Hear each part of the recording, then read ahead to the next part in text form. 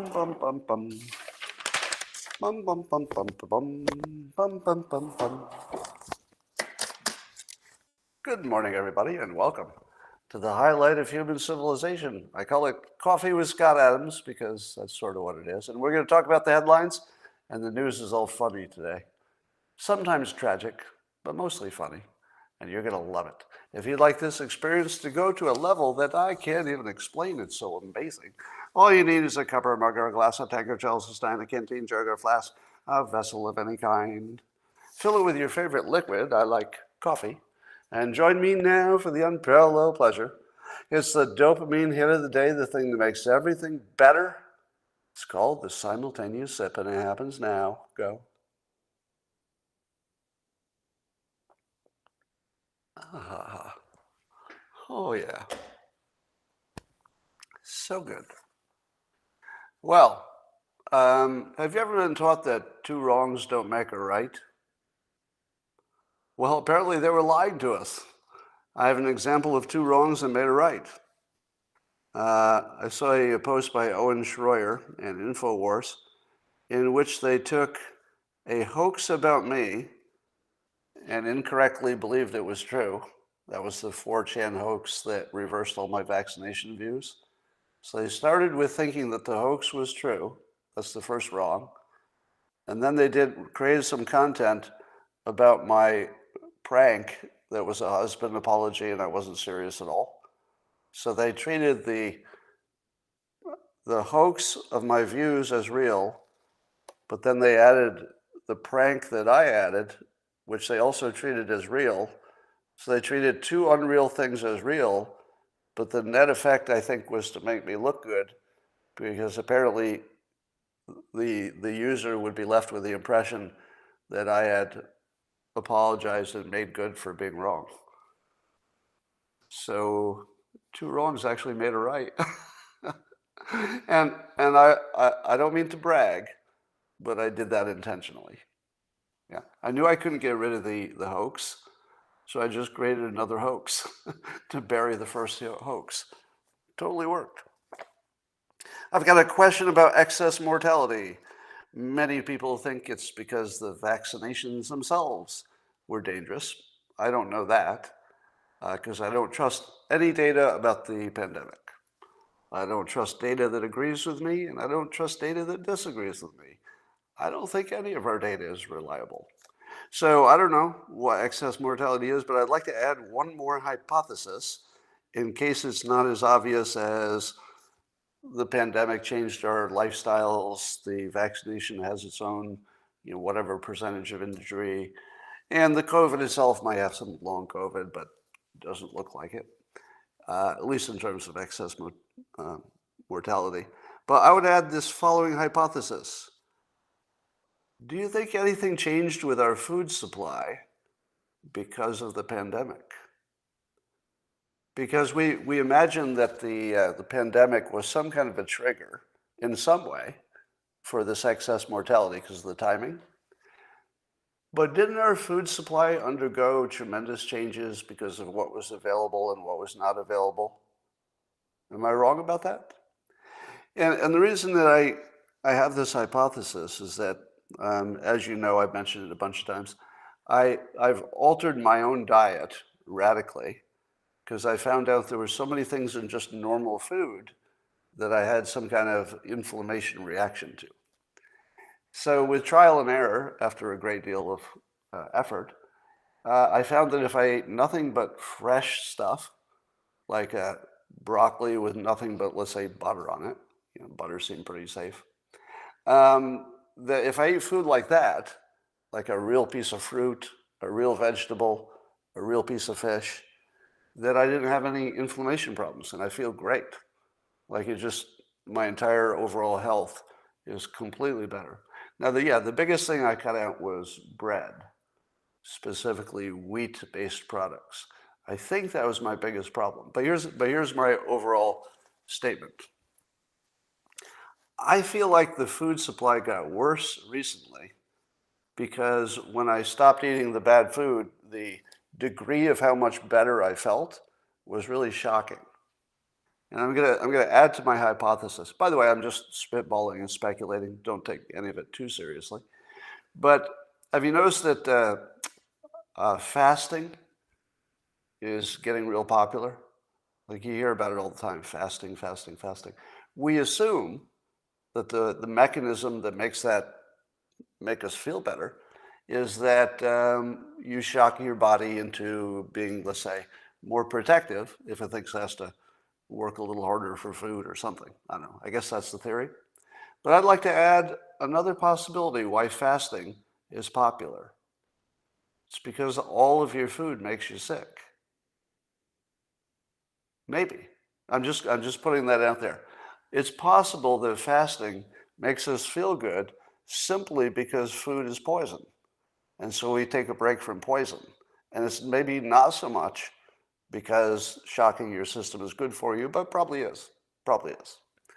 Now I'm going to add a third piece of very anecdotal, non-confirmation evidence. You know about Jordan Peterson's unusual diet. He had some severe health problems, and now he reports that he feels a lot better on what I believe is an all-meat diet. Do I have that right? Can you give me a fact check on that? Jordan Peterson? He has an all-meat diet now, right? And apparently he feels great. Now, here's the question. Is it because he had some weird allergies that were specific to him? Is it because meat is so good for you? Or the new hypothesis, the less you eat, the better you feel. And specifically, the less variety you have, the better you feel. So long as you're getting your minerals and your nutrients and stuff. I guess meat must have a lot of that. So I've got several anecdotal, non-proof things that suggest there might be a problem with our food supply that might be going directly to excess mortality. It might be that bad. I think we need to just stop everything and take a deep dive. By the way, I think RFK Jr. is roughly on the same page in terms of doing a deep dive on our food supply, just to find out what's real, what's killing us and what's not. All right, there is a California Forever project in California where some rich people are buying up lots of property and they want to build a city. Yes, it will be a walkable city. No, it's not because the WEF got them and they're all turning into communists. No, they don't want to take your car away. And no, they don't want to take all of your possessions away. These are actually just California entrepreneur types. But it's a real interesting group. So among others, I assume, the three of the biggest names in this project are Mark Andreessen, Reid Hoffman, and Laurene Powell Jobs. Now, as I've told you many times, you can't understand anything in the news unless you understand the players and what the players are associated with, like who they're married to, what party they vote, etc. And this is weird because Reid Hoffman and Laurene Powell Jobs, Steve Jobs' widow, are the two biggest Democrat supporters. But Mark Andreessen would be very much not that. Now, I don't want to characterize his political views, but I can say for certain that it doesn't map completely to the Democrat position. I don't want to say he's anything that he doesn't say he is. Probably independent, best guess. But he's kind of he might be the least irrational person in that space, meaning that he's just going to sort of look at what makes sense. He's not the ideologue. He's like the real person from real life who just wants to do things that make sense. So the fact that he's involved gives me a lot of confidence. If it were the other two, I'd worry about God knows what. It would look like some kind of weird Democrat thing that I didn't understand. Like maybe there's a secret agenda or something. But the fact that Andreessen's involved makes me think it could be interesting. This, I've told you many times, that I believe the future that nobody's talking about as much as they should is cities built from scratch. I don't believe you're going to fix the cities that exist. I think you're going to have to build brand new cities, which will be great for jobs, getting jobs, great for improving your life. And one of the main things they want to do is lower the cost of living. So they'll have sustainable energy and affordable homes and everything. This is everything I want right here.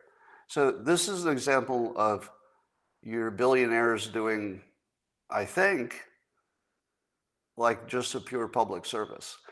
I don't know that they think this is the best investment. It might be, but I don't think that's why they're doing it. To me, I'm guessing that these three are putting their money behind one of the most important things that the country needs, which is to figure out how to make affordable housing and clean energy and all that. So good for them. I guess the Veterans Administration has approved psychedelics for veterans. If you don't follow that topic, this is probably one of the most important things that's ever happened for veterans in America. Because the potential for the psychedelics to deal with PTSD is unparalleled. There's nothing in this class. And so we might be seeing the beginning of something that could fundamentally change the lives of maybe, I don't know, a quarter of all veterans. And we're talking about an enormous benefit to humanity, and specifically the veterans. So I don't have any comment on it, other than whenever the government or any part of it does anything that makes sense, like I stop and go, oh, what's up with that? And I don't know, but was this bipartisan? Are psychedelics bipartisan in Congress? I'm not sure if Congress weighs in on this or not. But are there as many Republicans in favor of psychedelics being used medically? Or does anybody know if there's any kind of divide politically? Because this one should not be political at all. There should be zero politics in psychedelics. Yeah, I don't know the answer to that. Did you know that there's a moon race? It's kind of interesting. Space One, SpaceX gets all the attention, but apparently there's another rocket going up from some alliance of two big American companies. Which ones? I don't know.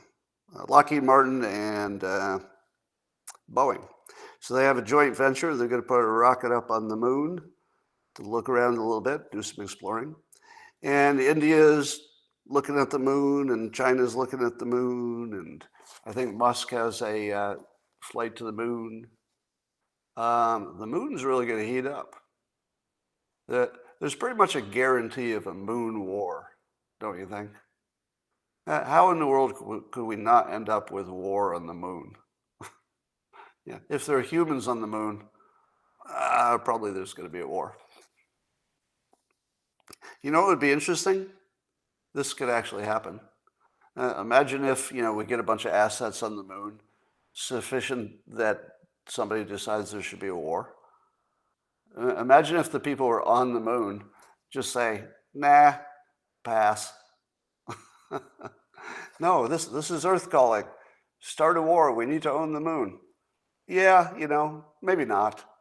No, seriously, you better start a war. Start shooting. Maybe not. Could happen.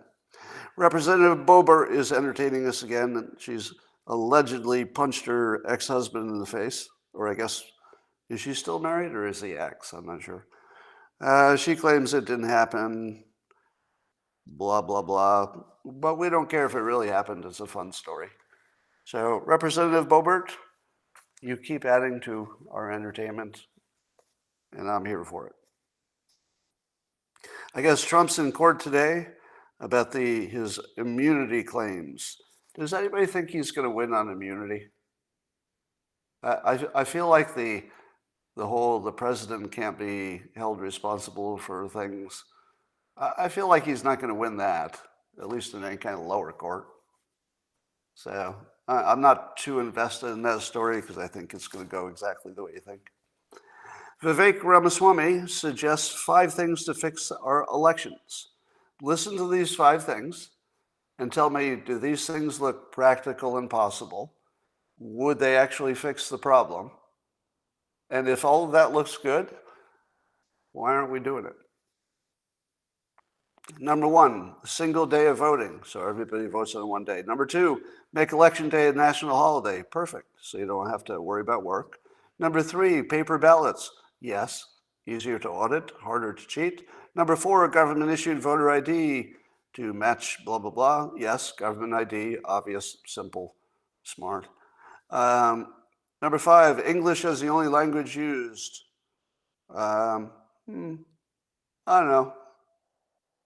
I don't know about that one. I'm lukewarm on that one. I think the issue of English as the primary language is important, but if you're an American citizen and you need a little help on language, I don't know. I think I'm okay with multilingual voting. So I'm gonna disagree with Vivek on that, although it would be presumably good for Republican outcomes. So that one looks a little political to me. But here's my question. Does that look possible? Of course it does. Other countries do exactly this. Would it work? Of course it would. Of course it would. You simplify the system, you make it more auditable. Yeah, of course it would work. Is there any chance it's going to happen? No. No. Do you see the other politicians recommending something this specific? Well, maybe they mentioned it, but why is it only one person's kind of pushing it? Why do you think that is? This, ladies and gentlemen, is why you sometimes need an outsider to run for president. In my opinion, I'm gonna make an assumption that I call a working assumption. Doesn't mean it's true. Sometimes when you don't know what's true, you gotta pick an assumption because you gotta act somehow. You can't just say, I don't know. So my working assumption is that the only reason the elections are not fixed and the and is the important part, and you don't see either party talking about it as much as you'd expect, suggests that both parties cheat. And they don't want to lose the cheating advantage they have wherever they're cheating. So if you think the Republicans are the good guys and the Democrats are the bad guys, I would suggest that the evidence says no, and that there must be something that is attaching both parties to the current system, and it's not good. It's either because maybe people who benefit from the system, let's say selling election machines, might have lobbyists, they might donate to things, one assumes. So I don't know what the story is, but you need an outsider, somebody who has not been bought and paid for, to tell you that you can fix this and it's not hard. Nobody on the inside can do that, apparently, because there's some penalty to it if you're on the inside. So when you say to me, hey, what about experience? I say, hey, fuck your experience. Fuck your experience. What do you want? Do you want a Vivek who can fix your biggest problem and he just tells you how in simple language? Or do you want the current situation where our experience, apparently bought off Congress, does nothing for you? Give me the outsider, please, please. Give me the Argentina model. President Xi is cracking down on corruption some more, says the news. Do you believe that in China, when President Xi says he's cracking down on corruption, that is exactly what's happening? Or do you believe in the real world it's a way to get rid of your enemies, your political opponents? Oh, coincidentally, the people who said bad things about me are corrupt. Oh, let's get rid of them. Now, let me ask you this. How close are we in the United States to one party getting enough power that they can crack down on the corruption in the other party? We're almost there. If Democrats controlled, each of the organs of government, I believe without evidence, but based on what we've seen so far, that they would do a fake corruption crackdown just like China. And they say, oh, look at all these bribes we found, only in Republicans. Why don't you look for bribes in the Democrats? Oh, yeah, we're sort of looking there too. But look at those Republicans. We're going to put some Republicans in jail. So after watching the obvious political jailings of the January 6th protesters, do you think that the Democrats would stop for 1 second if they had control of all the organs of government from doing a fake corruption crackdown? Why would they? I mean, it's right there. You just use it if you want it. Of course they would. First of all, it's obvious. It's like an obvious thing to consider. And if they had all the power, every bit of evidence from the past suggests that they would use power they have. So right now they don't have it, but if they owned the whole government, which could easily happen, I think they would. There's a company that makes robots. They got one that can make a cup of coffee now. You can use your Keurig and put it in the pod and make you a cup of coffee. The company is called AI Robotics and Archer Aviation, I think. The founder of the company is Brett Adcock. Now, I don't know much about the founder, this Brett Adcock, but I'm just hoping he's not trans. Because if he was born a woman and his real last name was Adcock, well, that would just be bad luck. That would be bad luck. So there's no indication he's trans, but I just hope it doesn't happen. Anyway, it makes a good cup of coffee. Would you buy a robot that could make a cup of coffee with your coffee machine? Would you buy a machine to use your machine? Well, I would have said no until today. I've been keeping a log of my new Miele coffee machine. It's a sort of a built-in high-end coffee machine, can make fancy coffees. And I kept a record of how many errors the machine gave me per cup of coffee. Now, sometimes I put 2 cups in 1 mug, but let's say 1 use. And so far, to get nine cups of coffee, I've had to solve 8 different error conditions. Approximately 1 error per cup or mug. 1 error per mug. Sometimes I have to, empty out the wastebasket. Sometimes I have to clean the bin. Sometimes I got to add beans. Sometimes something's not aligned. Sometimes it overflows. Sometimes it gives the wrong amount of coffee. Sometimes there are at least 12 errors that cycle through so routinely that the odds that you could put a cup there and push a button and get a fucking cup of coffee are 0. Not really, but they're very close to 0. Yeah, I already fixed 2 faults this morning for 2 cups of coffee. 2 faults, 2 cups. So yes, if you said to me, Scott, we've got this machine that needs service every single time you use it, but we can fix this by getting another more complicated machine that's even less tested. I feel like the process of getting a cup of coffee would then be moved back from fixing the coffee machine all the way back to fixing the errors in the robot itself. So can you imagine anything that would be more annoying than waking up and needing your first cup of coffee and knowing that you have to go to your computer and decode and unbug your computer so that your robot would be capable to debug the errors in your coffee machine. So can't wait for the future. Well, Dementia Hitler, hashtag Dementia Hitler, is still trending. 3 days. Can I take a victory lap for that? Yes, that was mine. Dementia Hitler. Apparently it was immediately sticky and people are using it like crazy and it's going everywhere. So now, has anybody figured out why that's so sticky? Do you know why? Because people have been calling politicians Hitler forever. We've been saying that Biden has dementia forever. But as I explained on my Man Cave live stream last night, humor often involves oversimplifying. So the concept is this. If you simply took a situation or person and you stereotype them, that would be one form of simplification. But it's not quite funny yet if it's just a stereotype. You want to go to that extra level where you over-stereotype them down to the simplest little thing.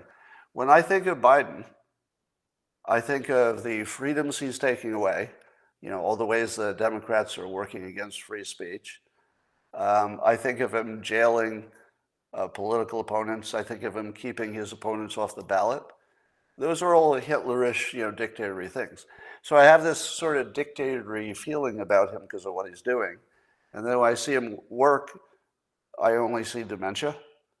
Like, I don't see anything but dementia when Biden's, do you?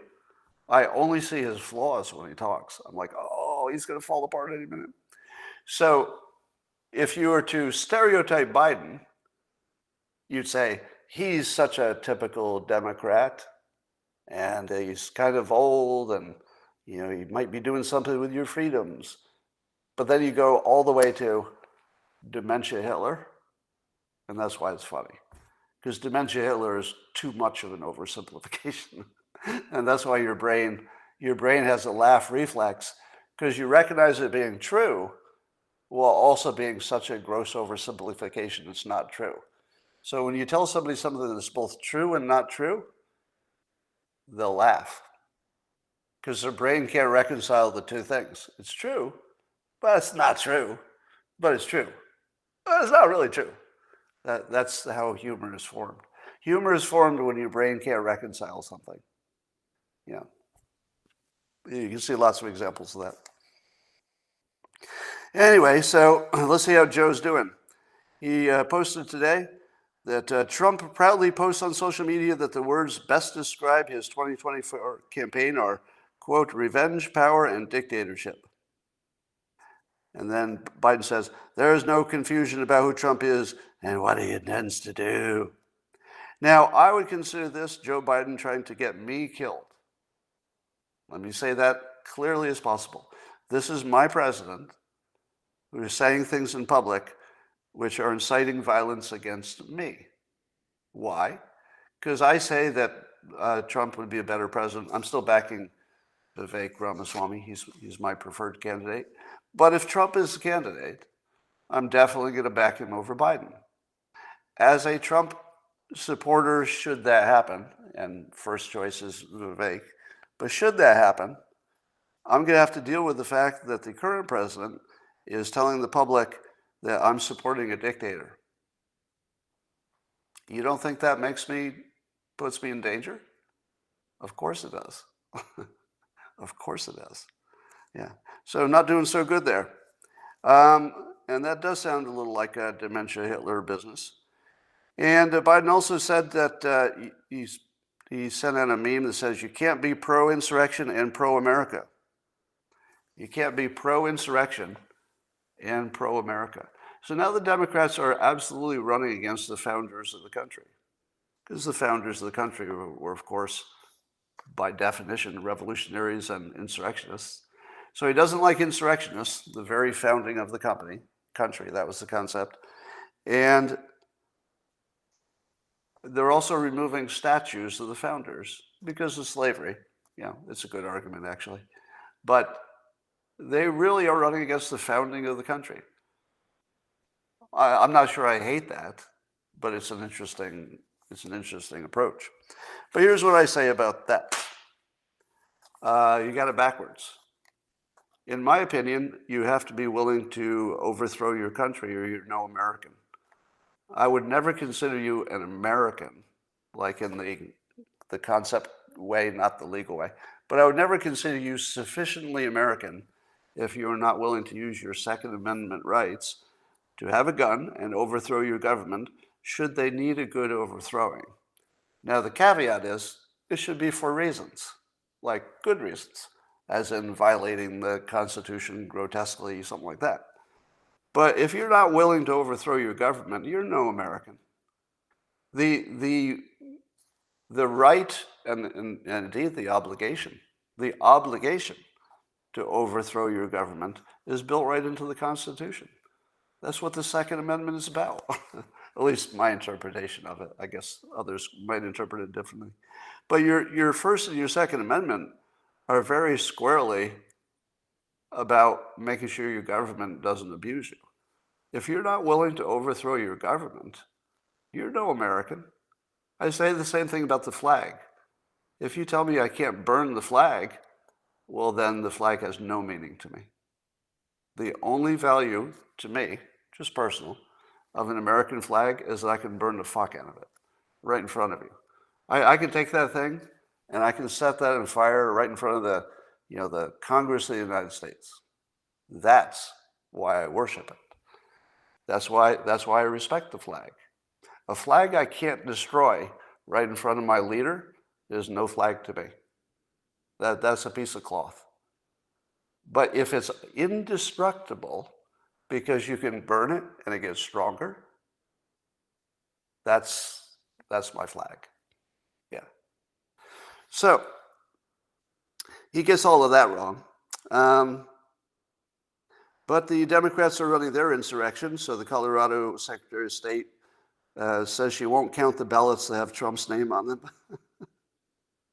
So we're actually at the point where the Democrats are in open insurrection. They're literally trying to keep candidates off the ballot. Now they're using their lawfare, but there's no reasonable person who thinks this isn't a coup. And it's like a pre-coup or a pre-insurrection, keeping your strongest candidate off the ballot. So that's happening. But at least the country's doing well economically, right? So at least jobs are doing great. Well, the new report is the job report's been fake. The New York Post says the initial U.S. employment reports overstated the jobs this last year by 439,000. They overstated the jobs for the past year by 439,000. And we've all been saying, hey, things are going great. They made up the numbers. They just make them up. Now, when I say they make them up, here's how they figure it out. They've got, that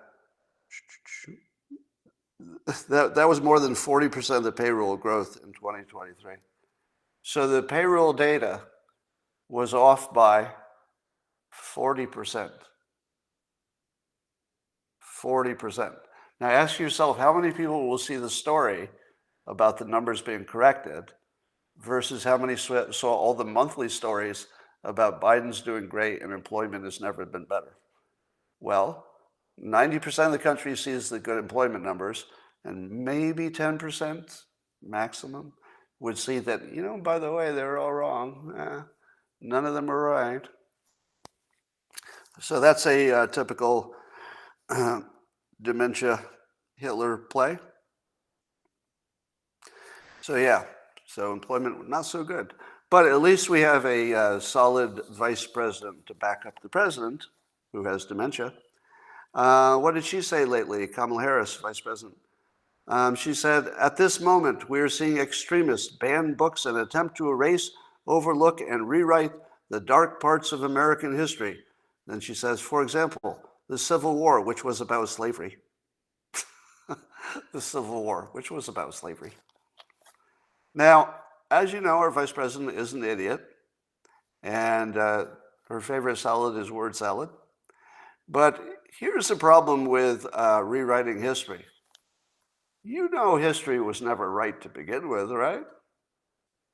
Has anybody not realized that if you tried to write the history of, let's say, the last 10 years that you've been paying attention, how could you? We don't agree on the basics. We don't even agree if there was an insurrection in 2020. It was on all the news, fully covered, explored in detail, and we don't know if it happened. I mean, I know it didn't happen, but the news says it does. So what are the historians going to write? Are the historians going to write that it happened? Now, if you know that you could not possibly write an accurate history of our current time, do you think we ever could? Really? Really? Do you think there's anything in American history, the way it's taught, that's true? I think the basic facts of, like, who was president, who died, who won the war, maybe, well, even that. World War II, you could argue who won the war. Was it Russia or, the other allies? So even basic stuff like who won the war in World War II is a little ambiguous. Was it kind of just Russia? With a little help from us? So Kamala, I would say that don't worry about history getting rewritten, because it was never true to begin with. And that's my honest opinion. My honest opinion is there's nothing in American history that isn't designed for brainwashing. That's it. You don't know what anybody actually did or why. All right, but here's the good news. Now, you probably heard that not only was the head of our military, who is not the president, so Secretary of Defense Austin was in the hospital, and I guess he was in intensive care, but at least his deputy was in charge. Well, his deputy, we found out, didn't know that he was incapacitated in the hospital. That's right. So the top of our military was unavailable for four days. The number two didn't know for 2 of those days that he was unavailable. So we didn't have number 1 and number 2 under the president. We didn't have them. But thank God, during that time, the United States was not being invaded. I mean, imagine if we'd been invaded, like at the time when our military people are not available. Next story is our border has been invaded. RNC research says that a CBS poll says 75% of Americans see the situation on the border as either a crisis or very serious. That's right, 25% say not so bad. 25%.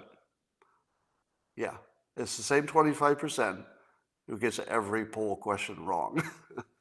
I don't know if it's the same people, but there's always 25%. And how about Rasmussen? Rasmussen says 65% of likely voters in the U.S. believe it is accurate to describe the current situation with migrants at the border with Mexico as, quote, an invasion. 2/3 of likely voters call what's happening an invasion. At the same time, our Secretary of Defense was unavailable, and the number 2 didn't even know he was unavailable while she was on vacation in Puerto Rico. So, I mean, all of this makes you think that our Secretary of Defense is like some kind of a fucking idiot, right? Like, don't you sort of think, oh my God, is our Secretary of Defense some kind of like idiot or something? Well, I saw End Wokeness on X, good account to follow, talked about this story and included a photo that I've never seen, the pairing of a point of view and a photo that matched so well. So now that we know that our Secretary of Defense is incompetent, I'd like to show you a photo, a real photo. I don't think this is Photoshopped. A real photo of during the pandemic, Secretary Austin reviewing the troops. All right. So here's the guy that you have in charge of making your important decisions in your military. You ready for this? Here you go. There you go. That's right. He's got a whole Darth Vader headgear on because he's trying not to get any germs on his face. It's like he's wearing a lampshade on his head, and he's reviewing the troops. Now, do you know what those troops are thinking as he walks by with that lampshade on his head? Here's what they're not thinking. I would die for you. I will charge that hill if you tell me to. Because, You're inspiring confidence with that lampshade on your head. Wow. Yes, sir. Anyway, ABC 7 Eyewitness News talked about January 6th. They call it an insurrection without any quotes around it. So it's just an insurrection according to them. And then they say it has been described as the worst attack on American democracy since the Civil War. Yep. So I looked at the photos, and it showed the photos of January 6th with the attack on democracy. And I don't know, maybe I have some vision problems or something, but I looked at the photo, and I could see lots of protesters, and I could see the building, the Capitol building, and I could see some, the Capitol Police, and I could see clouds, and I could see, landscape and background. But you know what I didn't see in the picture? I didn't see any democracy. Apparently they were attacking democracy, but I didn't see any. I saw a building. Can somebody give me a list of which buildings are also democracy? So if I trespass, I'll know if I'm attacking democracy in the worst way of the republic. All right. Can we call these fucking idiots at AB7 News who say that somebody attacked democracy? Is that the dumbest thing you've ever heard? How exactly do you attack democracy? And then once you got it, how do you kill it?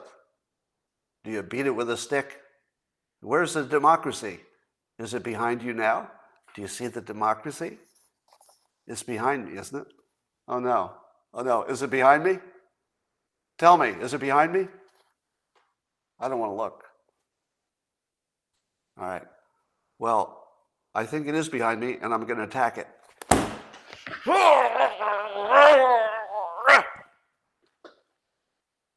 There. That's called attacking democracy. Why do you use a term like attacking democracy that literally means nothing? Well, first of all, what were they doing? They were literally there to defend democracy. Am I wrong?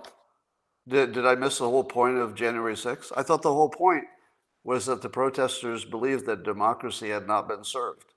Wasn't the entire point defending democracy? How in the world are you a news organization and you somehow missed the primary point of the protest? The primary point. It's like a seminal moment in American history, and you didn't know what the protesters were asking for? You missed the most fundamental part, that they thought the election wasn't fair. Are Democrats so lost that they believe that the protesters knew it was a fair election, but thought they could get away with an insurrection? Is that what they've been told? Are they that dumb that they think something like that happened? Let me catch up your comments over here. Yeah. Well, anyway. There's a report from Unusual Wales that Blackrock is going to lay off 600 employees, mainly from their ESG division. I guess Fox News is reporting this. 600 employees, mostly from their ESG division. How many employees did they have for ESG? It wasn't all 600, but they had hundreds?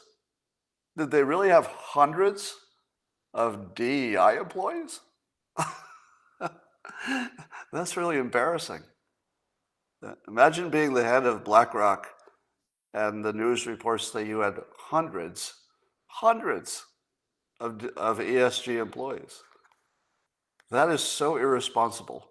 If you were a stockholder and you found that out, you should be pretty mad. Wow. That is such a violation of fiduciary responsibility. But at least BlackRock is correcting their mistake.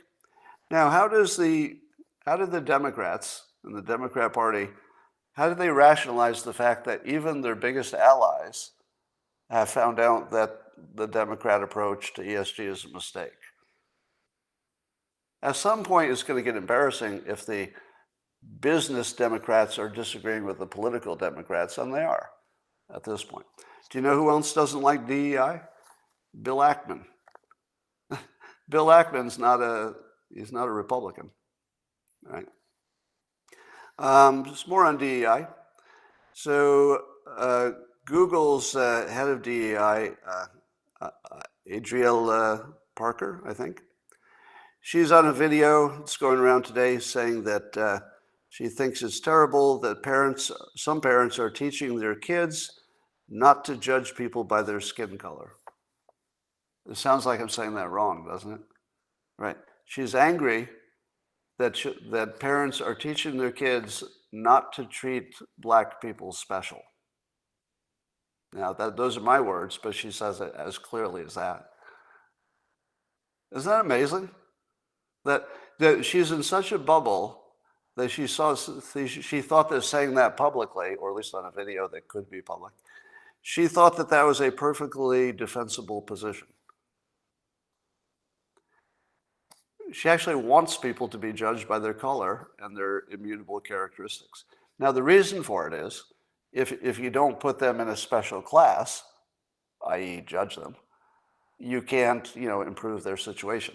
So I understand the point of it is to take people that she thinks are in a worse situation and elevate them. But you can't do that without treating them like there's something about black people, or there's something about women, or there's something about LGBTQ that's different. And I can't believe she doesn't get fired for that. If that were my company, I would fire her immediately, even if I liked DEI. So even if I liked DEI, I would fire somebody for saying this in my company. Imagine being a white person and going to work for this company.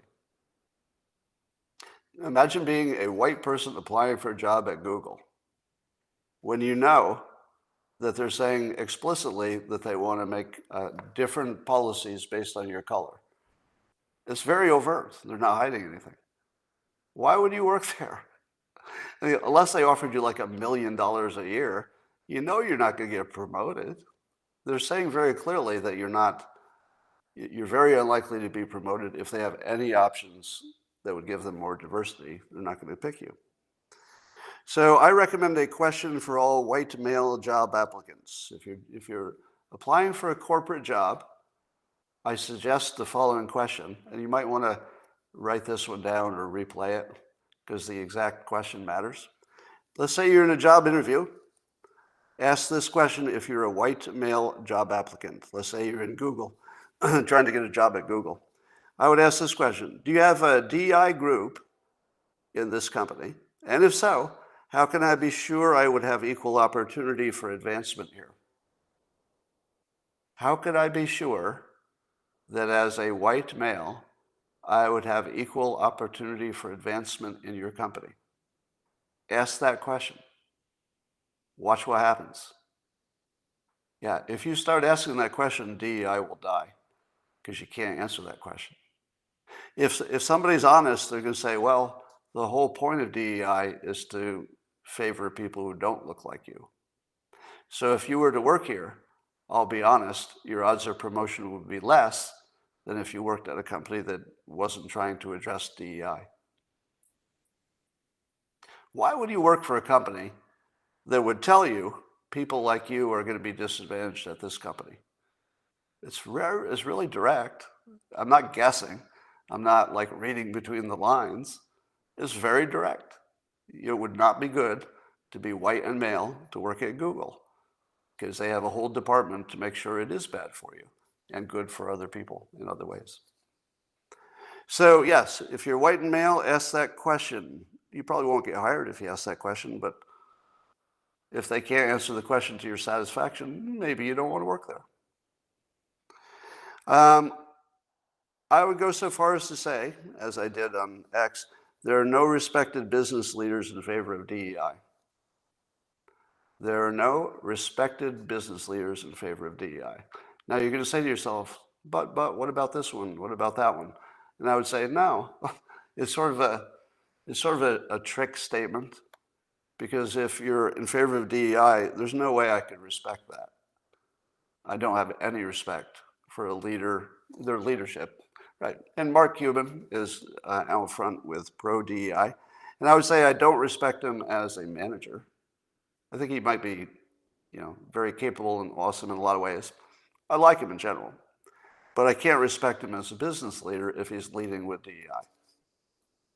You lose all respect for that. What else is there to say? Paul Graham, who does have respect as a business leader, one of the titans of Silicon Valley, he said in a post today, he said there are two ways to achieve equality of outcomes. Either you're going to raise up the bottom or push down the top. And since raising up the bottom is so laborious, people focused on equality of outcomes will always be tempted by the seemingly easier expedient of pushing down on the top. There you have it. Why do I say that Paul Graham is a respected business leader? This is why. Yeah, he's not saying he doesn't like diversity. He's not saying that. He's saying very clearly that there are two ways to get it. You push down the top or you elevate the bottom. Elevate the bottom is nearly impossible because there isn't a supply that's big enough for all the companies, right? If they had a supply, it'd be easy. It's like, oh, need more black people, hire more black people. But the supply is low. So yes, the thing you would do if you don't want to do something hard is to do the easy thing. Now, I'm going to add to that the two predictive things are laziness and follow the money, right? The two most predictive things. If you can say to yourself, oh, we're designing this system, and somebody says, people are lazy, they're not going to do all of that, that's a pretty good prediction, right? And if you say that you'll make more money doing this, that's a pretty good prediction too. So laziness and follow the money, two of your best, strongest variables for predicting the future. And who knows that? Paul Graham knows that. So that's why he's a respected leader. Who else knows that? Elon Musk knows DEI is a problem and was posting on it today. Do you respect Elon Musk's business capability? Yes. Yes. All right. Yeah, there are no business leaders who support DEI who I would respect I would respect them as humans, but not as leaders.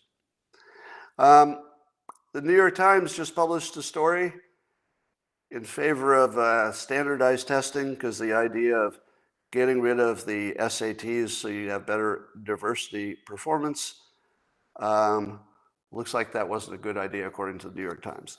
So now even the New York Times is against the DEI overreach. So that should tell you that there's definitely something happening here. And then, of course, I think I mentioned that there was a study that showed that what we all had been told was massive racial discrimination in criminal punishment. Turns out there are no studies that support that. Well, a meta-study doesn't support it. There might be individual ones with flaws, but if you look at the body of research in whole, there does not seem to be evidence of racial discrimination in criminal punishments. But academia, as part of the same story, academia has been telling us forever that it was true. So if you think about it, the whole George Floyd Summer of Love riots were because we all believed, well, whether you believed it or not, we'd all been told, whether you believed it or not, that there was a huge disparity and that the black people were getting just abused by the police and also the criminal justice system in general. Now, that came from academics because we rely on the academics to tell us what are the facts. So I would say that the entire George Floyd riots I blame them on our academics. I would blame climate change craziness on our academics, not just the scientists, but really the academics, because they're the ones training the young people to be active about it, et cetera. In fact, where does DEI come from? The academics. I would say that our biggest problem in the country is that the academics are fucked up. You could pick literally any problem in the country and trace it back to a flaw in our academics, meaning the people who are the teachers in charge. Pick any problem. Literally any problem. And then as soon as you think of it, say to yourself, oh, wait a minute. If the public had been better educated, we wouldn't have that problem at all. Right? You can literally pick anything from unemployment to war to DEI to the divisiveness of the country. It's all our colleges. It's literally just that. If they were teaching useful things that were not propaganda, we wouldn't be in any of these problems. I don't think. Do you think we'd have a massive mental health problem just from TikTok? Or is it the fact that the academics would support the massive gender reassignment surgeries of children? Probably the academics are on that page. Yeah. I don't think we have any problem in the country that couldn't be fixed by replacing the academics with less propaganda crazy people. All right. Apparently, the William Penn statue's coming down, and Joel Pollack asked if Pennsylvania will have to be renamed. I guess William Penn had some slaves or did something people didn't like. I don't know. Doesn't matter. But he's being canceled. Now we have a problem because we have a whole state that's named after him, Pennsylvania. So Joel was asking for some new ideas for how to rename Pennsylvania when it comes to that. His best suggestion was Federmania. I like Federmain, like you had Maine at the end of Federmain. That'd be good. But I had a few other suggestions. Penis Sylvania. Because people don't like William Penn. He's getting canceled. But people love penises. Penis is still very popular. So Penis Sylvania. Or how about this one? Since we're making wordplay jokes about it, how about Punsylvania? Pun. So we'll rebrand the whole state around wordplay.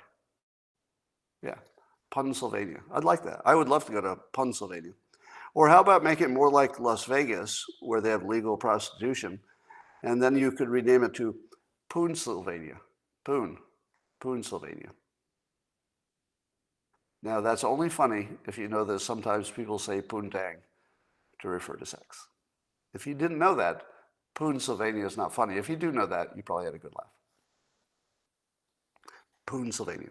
Speaking of Federman, John Federman, senator from Poonsylvania, he's co-sponsoring a bill that would ban members of Congress from stock trading. And I say to myself, why can't we get two Federmans and trade a shift? Like, I'm okay with this kind of Democrat. I'm okay with this one. He seems to legitimately not like bullshit. That's all. That's all I ask. I don't have to agree with all of your policies. But if you're opposed to bullshit, well, you've got me. You've got my interest. Fetterman is unambiguously opposed to bullshit. And letting congressional people beat the averages by trading in stocks, that's some bullshit right there. That's some serious bullshit. So Fetterman doesn't like bullshit. He's got me. Well, Hakeem Jeffries, Democrat, he's against, he says that election denial is a sickness that is poisoning our democracy. Yeah, it's a sickness, election denial. That's what he says this year. In 2018, he said the elections were rigged. A lot of politics only works because the public doesn't really pay attention. It takes about 2 seconds to find videos of compilation videos of all the famous Democrats the same ones who are saying that, that Trump was questioning an election and he shouldn't have, all of them literally questioning past elections. But how many people see it? Only the people who are on X and also doing political stuff and on, have right-leaning sources in their feed. Nobody else sees it. So to them, they just see some Democrats say, hey, stop questioning elections. And they're like, oh, that sounds good. Sounds like a reasonable thing to say.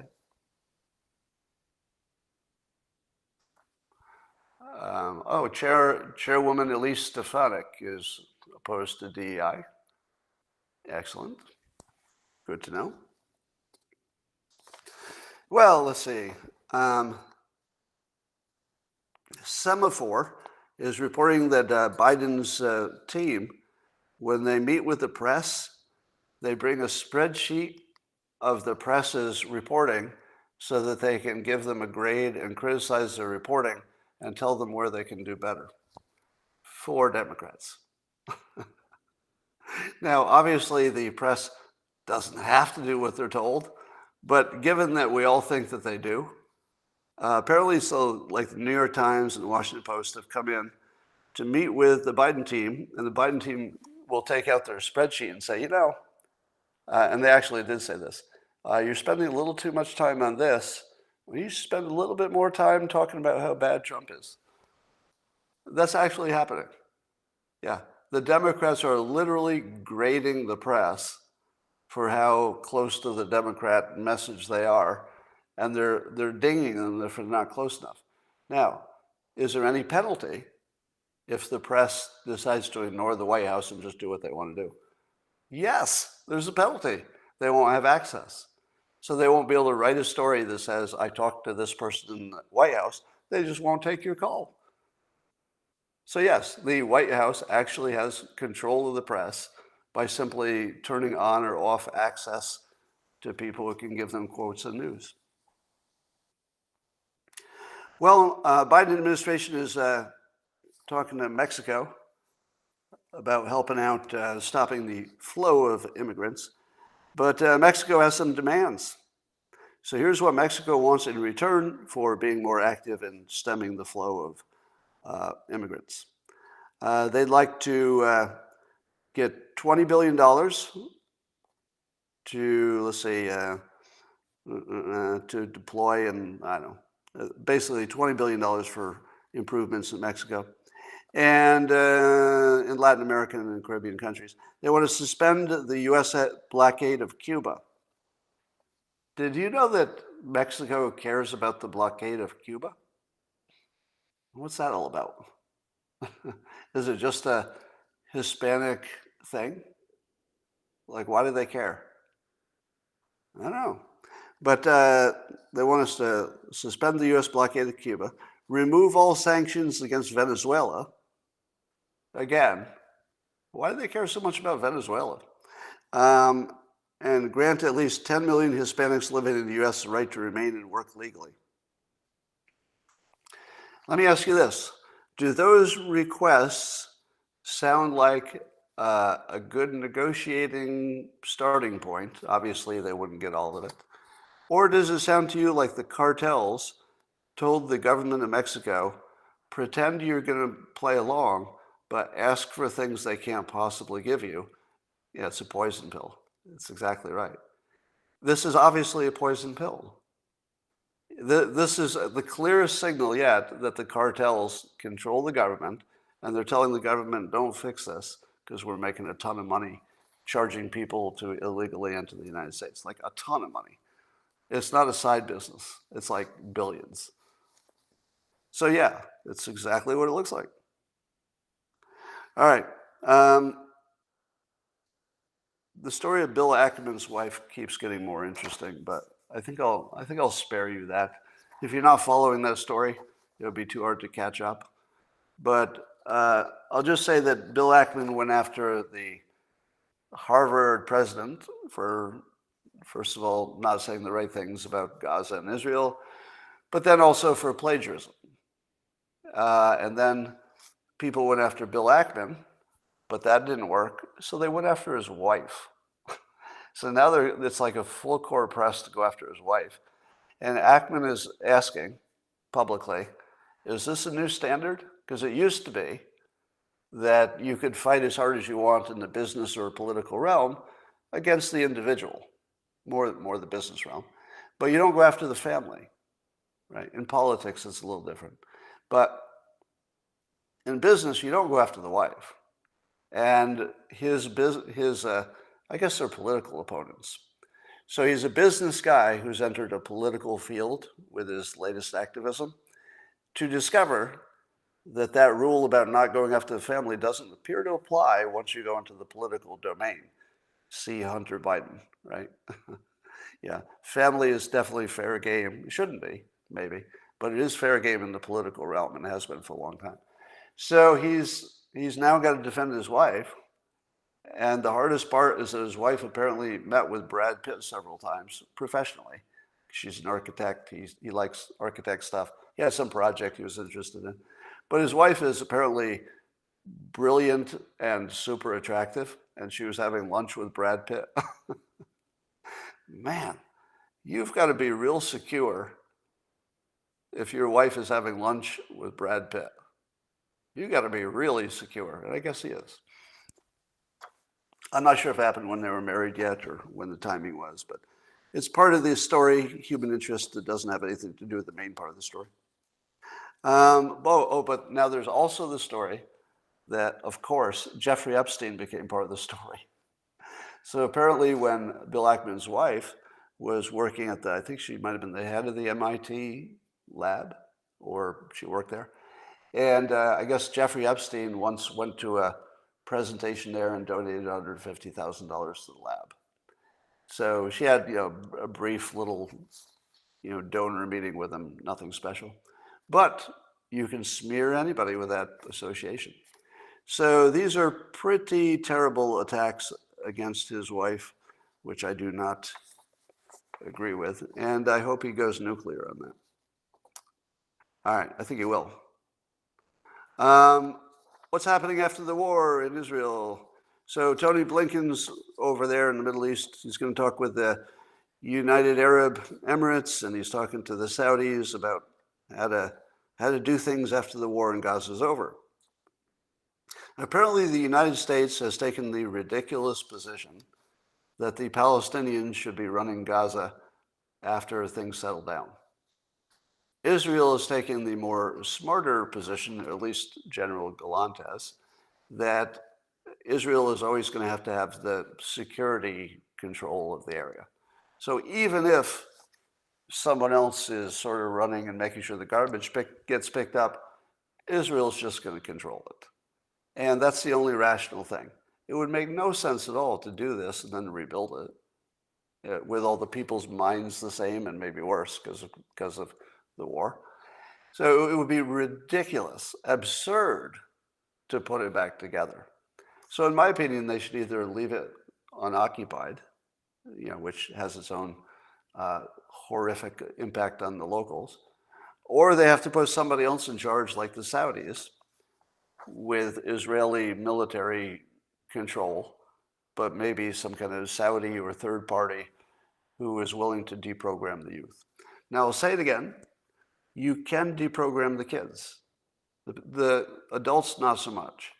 But if you had full control of the children's environment, meaning that when they went to school, they would only hear what you wanted them to hear, you could deprogram them. You still have the problem that they go home and their parents get them. But if you could make sure that, except for the parents, you could deprogram them right in the schools, you could deprogram them. But if you just put the same influence back in Gaza, you're going to get the same situation. That'd be crazy. So I don't even know if the United States is serious about having the Palestinians run Gaza.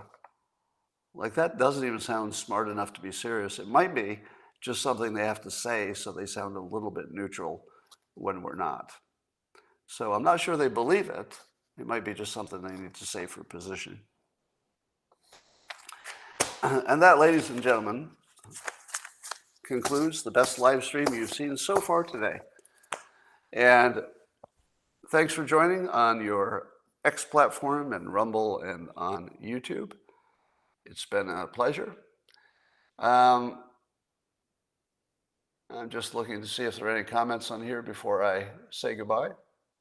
Anything I need to address? It's an insurrection, okay? All right. Thanks for joining everybody here, and I will see you tomorrow. Same place, same time.